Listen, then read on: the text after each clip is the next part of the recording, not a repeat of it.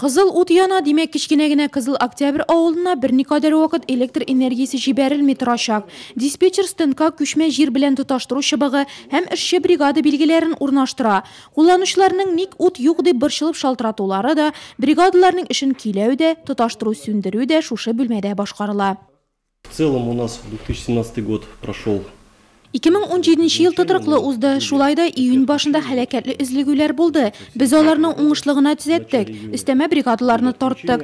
Тәүлек буе режимда эшләдек. Нәтиҗәдә барлык кулланучыларны да электр энергиясенә тоташтыра алдык.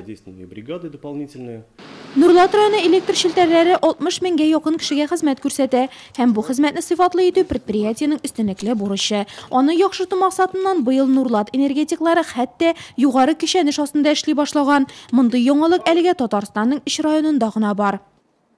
Бригаданы укыттык для работы под напряжением. Менә ел башыннан инде алар әкрен отны сүндермичә эшләргә эшли башладылар. Бүгенге көндә декабрьдә менә тагын бер бригаданы укыттык. Хәзер бүгенге көндә 2 бригада отны сүндермичә линияларны ремонтларга тотындык. Икенче елга тагын бер бригаданы укытырга тиешбез Алла теләсә.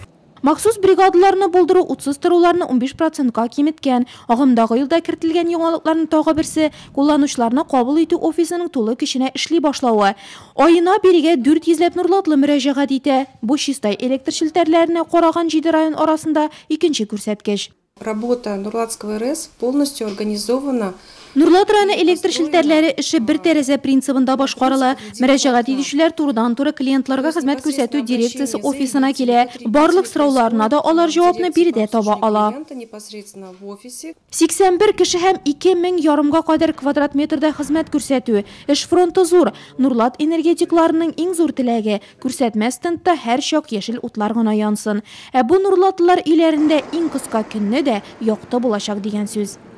Я хотел бы поздравить с нашим профессиональным праздником всех. Барлык хезмәттәшләремне, энергетикларны безнең һөнәри бәйрәмебез белән котлыйм. Аларга исәнлек, саулык, иминлек телим. Иләрегездә һәр вакыт якты булсын.